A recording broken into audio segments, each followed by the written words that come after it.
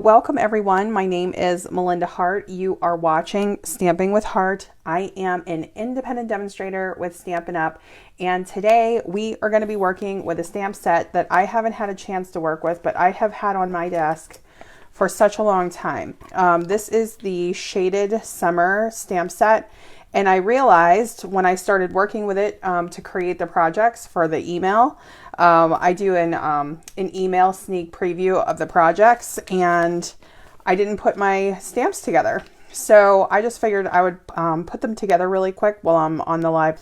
We're going to be using the Shaded Summer stamp set, and we're also going to be working with foil sheets. These are a little bit tricky to use sometimes with big lights. So I have a big light right next to my shoulder here on the right hand side. If you can see my hand, there's a gigantic light right next to my shoulder.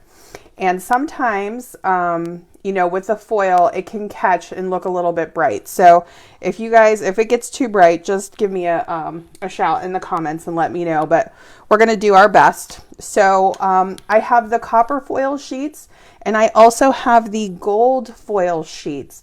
So I thought maybe we could do one of each. And these are simple cards, but we are going to incorporate heat emboss. So just depending on if you consider heat embossing, you know, intermediate, then it could possibly be an intermediate project. But I just thought that I was really in the mood to do something with metallics tonight. I just thought that they are so pretty.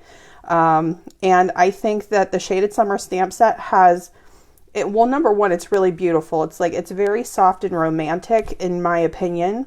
But it has the best sentiments, and that's why it's been sitting on my desk for so long. Give me a shout out and let me know if you have this stamp set or if you've used it. But look at all of these different sentiments. I mean, it covers so many bases. So here we have, may the good you do come back to you. Above and beyond, you go there a lot. Love you, friend. Happy birthday. Some friendships are just meant to be. Isn't that so true? That is so true. Hello, you, and thank you. So here's what you're going to need. And you can decide. I was just in the mood to work with like the metallic and the black, the basic black cardstock. But you could, I think you could also do white or any one of the colors. I think vellum would be really pretty for this project. I just wanted to try to keep it simple. So here's what we're going to do. We'll cut our card bases first, and then we'll do some stamping and some heat embossing. What we're going to do is we're going to cut the foil sheets. Since I just had it sitting right on my desk, we'll do that first. I'm going to cut this at 4 inches. You could also cut this at 3 3/4, but I'm going to do 4.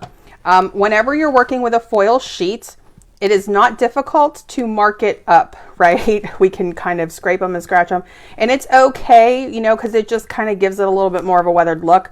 But if you want this to be looking shiny and new, just be delicate with it. So try not to touch it too much.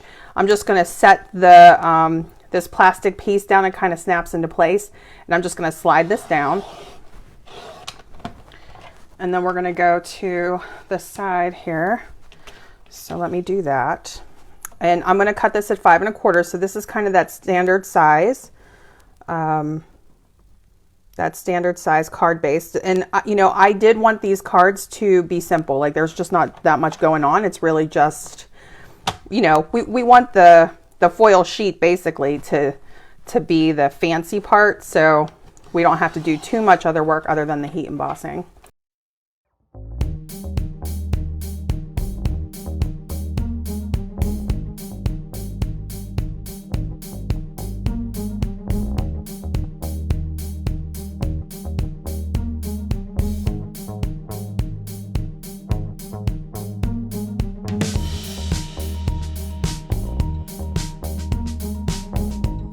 So we will score, we're going to turn an 8.5 by 11 piece sideways, and we're going to score it all the way across the sheet at 5.5. My intention is to make 2 card bases here. So we'll do that first. And then we're going to cut it lengthwise at 4 1/4. I was going to do the paper pumpkin alternates with you guys on the live tonight.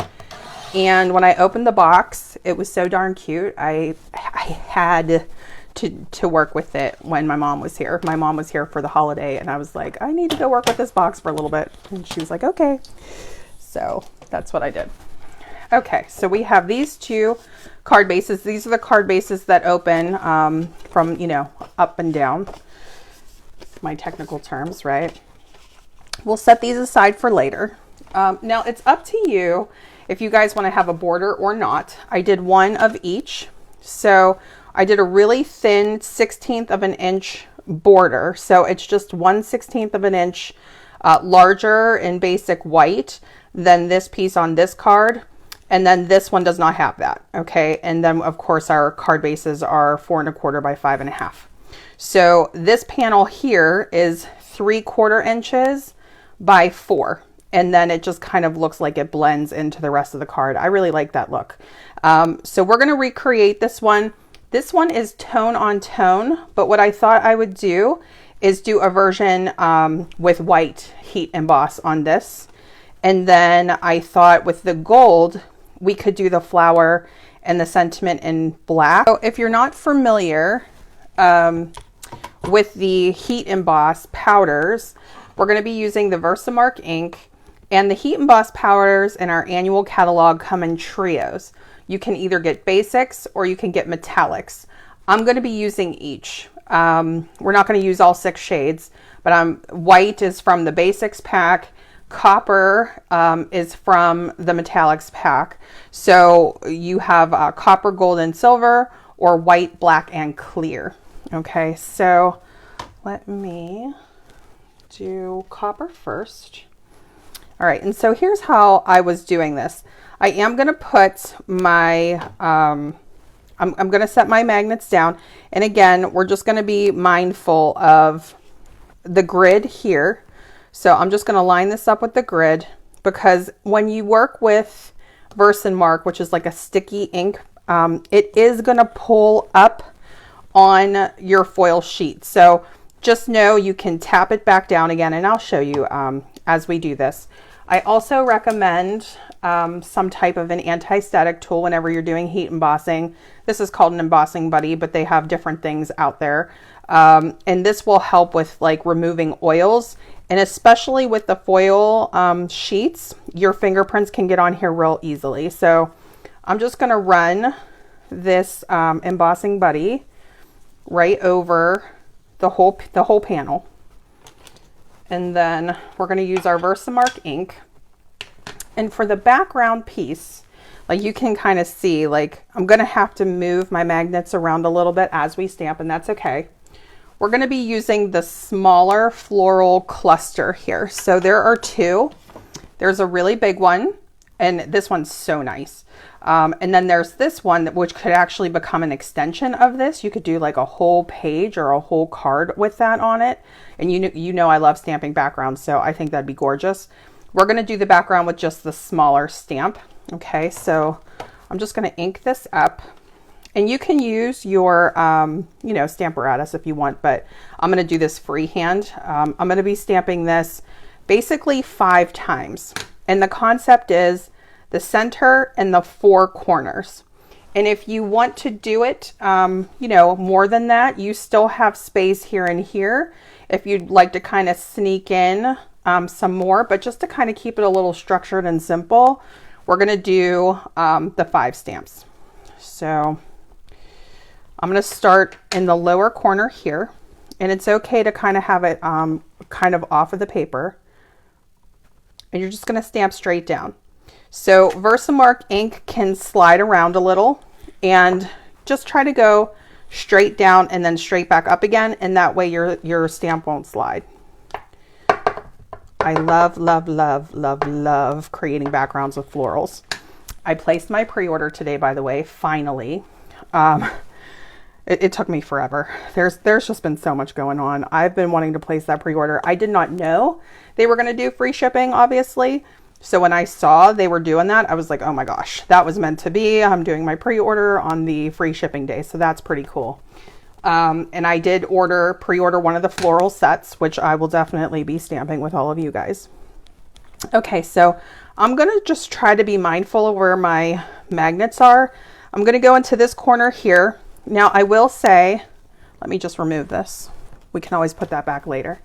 It's going to be a little tricky to see where the ink is because it's clear, but because you know where you're going to be stamping, it shouldn't be too bad. Okay, so I'm going to go into this corner now, and even if you have a little overlap, I think it's going to be fine. Okay, and then I'm going to kind of slide this up here. We're going to go into the center now. We're going to do our full stamp right in the center. And let me see if I can show you where the ink is. I don't know if you guys can see that or not, but we have our ink kind of lower. So this mid circle here, we're fine. So we're just going to go, and I'm going to stamp it like at an angle, but you could go straight down if you want. So straight down and back up again. If you don't get a perfect image, I think it's perfectly fine, because one of the things with that vintage look or with that kind of shabby chic look is that, you know, the image is faded, or sometimes it's not a complete image. So this is one of those times where if you don't get your stamping perfect, it's fine. Okay, so as we kind of get up here around the corner, I am using my Stamparatus to stamp. I'm going to slide my panel down a little bit here. I have like my little foil mat down. So now we're going to come in from this corner. Okay, and let me see if I can give you guys an update here so you can see the ink is kind of close, and I'm really sorry if that's not clear. And then let's do one more over in the other corner. Okay, we're going to go, I'm just going to slide this out a little.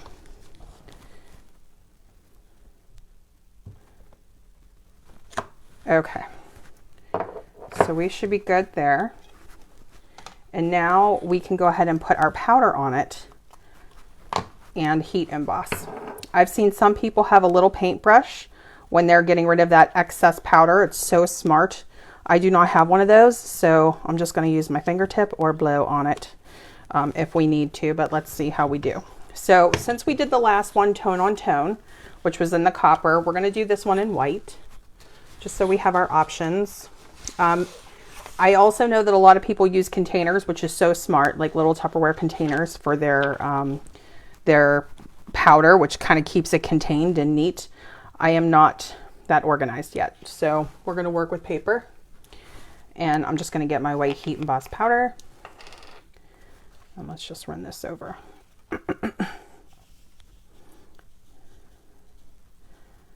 And then I'm just going to kind of slide it down the paper here.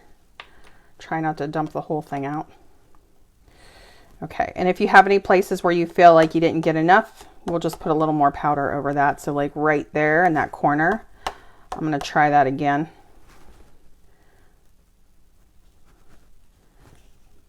There we go.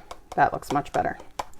Okay, so here, everybody, I forgot to silence my phone or turn the ringer off thing. I'm just going to go through here and check out the excess powder, and I'm going to probably blow on it a little bit, so don't mind me. Okay, hang on one sec. The old-fashioned way, right? Okay, and so down here we have a little bit of excess. I think it's okay. I'm not going to mess with it too much, but if you do have a precision brush or a precision point, take your pick tool, can be good for this. You just don't want to scratch your paper. I think it's all right because we have a little bit around each, so it almost looks like, you know, that was on purpose. So we can go ahead and heat set that, but I'm going to put my powder away first. And don't worry, I'll clean up the extra powder after the live.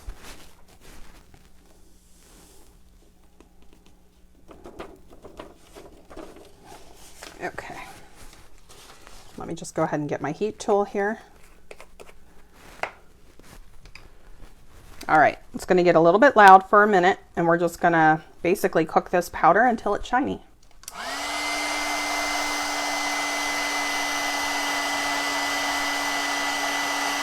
Just takes a minute for the heat tool to warm up if you've never done heat emboss before.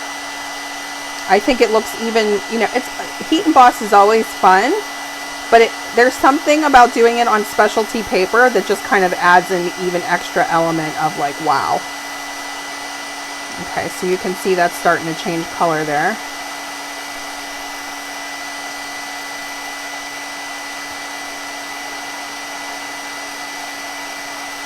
Isn't that cool?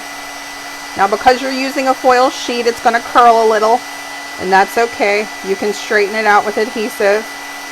You could also put a, additional backing on it by having another layer of cardstock between this and the card. There we go.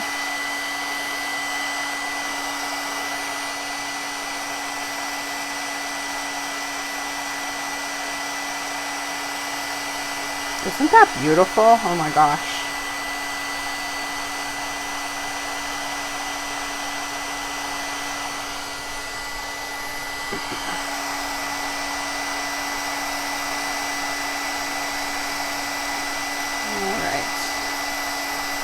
We're getting there.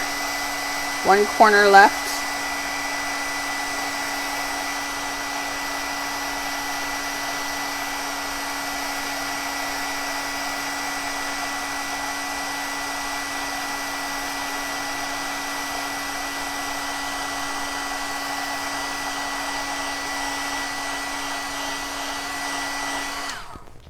Oh my gosh. So pretty. Oh my God. Oh, you guys think so too? Good. Oh, thank you, Kay. Thank you, Susan. Okay, so here we go. This is what it looks like. You can see it's definitely curled up a little bit. Now, as this cools, because we definitely want that heat emboss, that powder, it sets pretty quick, but you just want to give it a minute to cool before you touch it. You can kind of work your, your paper back into shape here. And then also, you can give it a little backing with your adhesive. We'll use the Stampin' Seal Plus because it just has a little bit more of a kick in terms of the adhesive. It's a little stronger. And then here's the next piece that we want to cut. So let me grab a panel of this. We're going to cut this at 3/4 of an inch. Okay, so I'm going to do 3/4. And you could do an inch or, because just depending on which sentiment you choose, you might want to go a little bit larger with your strip.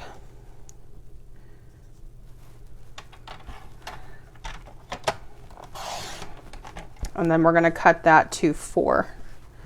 And we'll cut a couple of these just in case I don't get it right the first time. It's so hard with the Versamark just because it's clear to kind of get that right.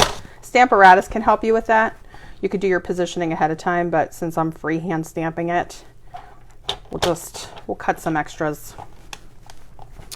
Okay, so we have these two pieces here.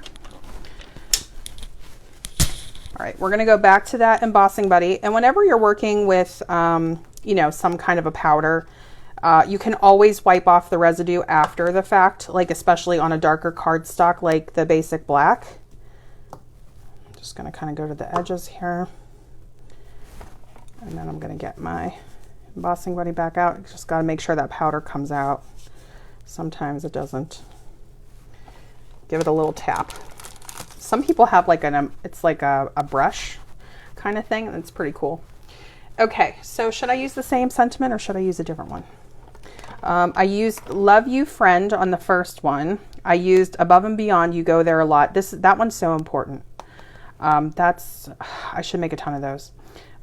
We could do Happy Birthday. We could do May the Good You Do Come Back to You. I think that one's pretty. Okay, so let's see. May the good you do come back to you. All right, so I haven't had a chance to put this together yet. So let me just do this with you guys really quickly.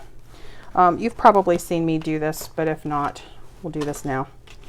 So what I do is I remove the backing from the stamp, the cling part. I'll just set it on the cardstock for now. And I want to get the sticker, and the sticker is in the stamp case, which is right under my Stamparatus. So let me grab the sticker. This is kind of the way that I like to do it. I know that people have different ways that they adhere their cling stamps. So here's the sticker here. So we're going to remove the entire sticker from the sheet. Okay, and we're going to put this face down on our block.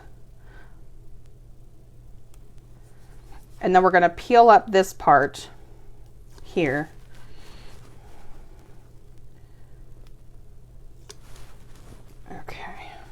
And then let me get my Stamparatus. I'm just going to set this down.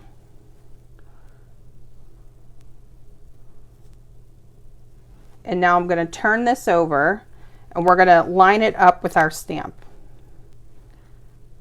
And I should probably put a darker piece under here so you guys can see this. Okay, so just line it up.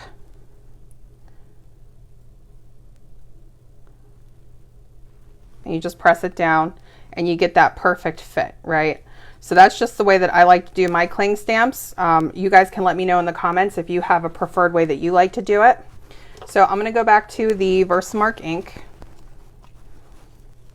We're going to ink up this sentiment and we're going to go right in the center of our strip here with it. Just going to straighten that out and then let's stamp this right down. It looks pretty good. All right, and so there's like this little branch type stamp right here, and we're going to use this on either end. And on the one side, we're going to go up, and on the other side, we're going to go down. And again, it's okay not to have your full image here. So up, and then we'll do, I'm going to re-ink real quick and then we'll go down. Okay. And now let me close this up and we'll go ahead back to our white heat emboss powder. So I'm going to get my little paper again.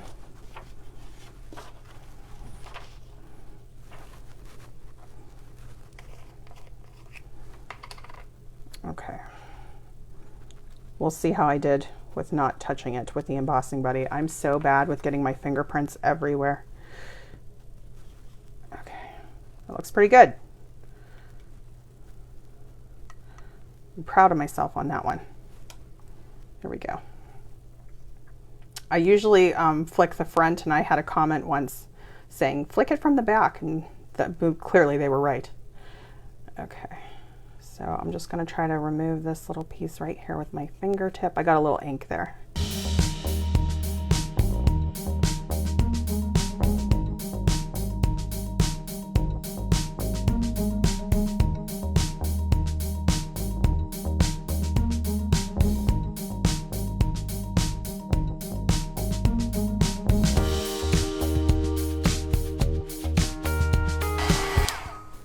Okay. So you can see this font, I mean, it's very clear, you know, you can read it, but it's very thin, like the M, the T, like this part right here, it's very thin and detailed. Now you can still get a perfect, you know, heat emboss on that, but I would just say leave your heat tool on those parts just a little bit longer. Okay, so let's go ahead and we'll adhere our panel to our card base. Now here's what I like to do whenever I'm working with the foil sheets. I actually put the adhesive on the card base instead of the foil sheet so that I don't mark it with the runner, with the Stampin' Seal Plus. So let me see, here it is. So what I'm gonna do is, and you can, you know, lay this out first, but we know we're gonna have a 1/4 inch border around the edge of our card here. So we just want to keep it so that we're not going beyond our 1/4 inch border. So we're just going to kind of go on the inside a little bit more. Make sure you put enough adhesive down that if your foil sheet is a little bit curled, that it will have plenty of adhesive to stick to. And I do tend to use more adhesive than is necessary.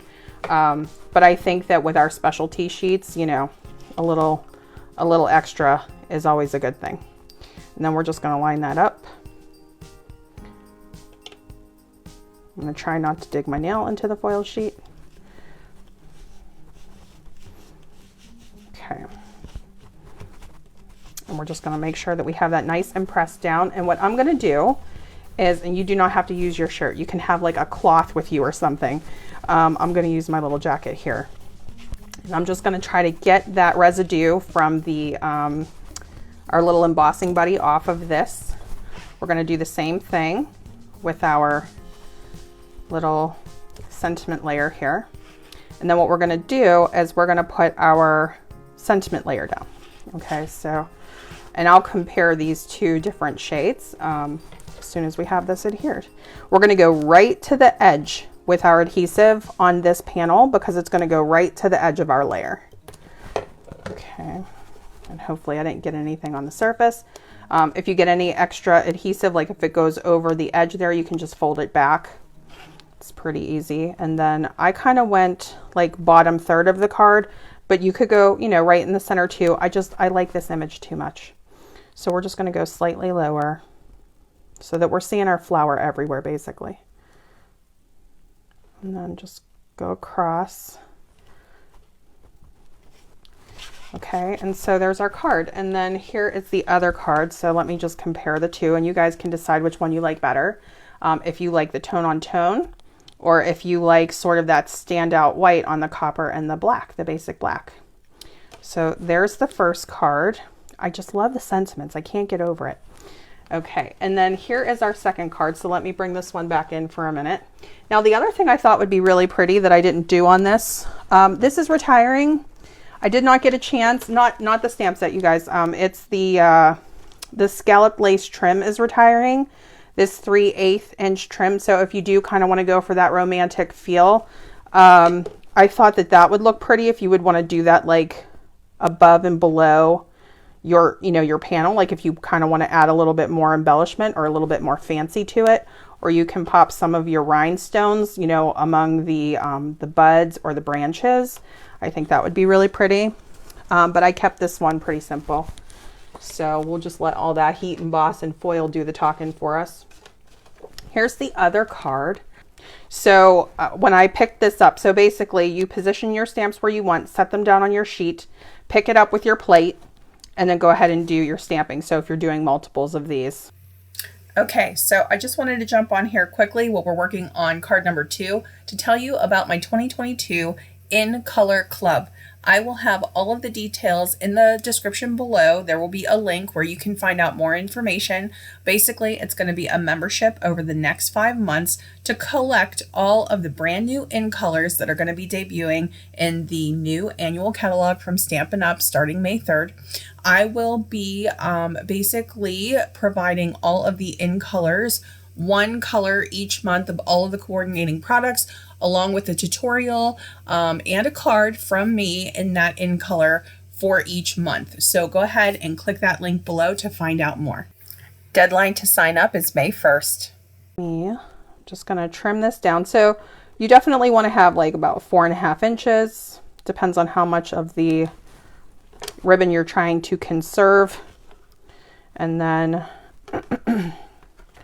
let me just, I am going to add a little bit adhesive back here. I'm going to try to be very light-handed so that I don't make an imprint on the front of the panel. I think we're good. Just be light-handed with it. Don't press too hard. And then I'm just going to kind of tuck or touch the, you know, the lace to the adhesive back here and bring it around. That's just kind of my quick way of doing it. You could put adhesive on the front too, but I don't like when it shows. And with the lace, it's very easy to show through. So it's kind of movable, you know, if you'd want to add something there, you can. I think that is so pretty.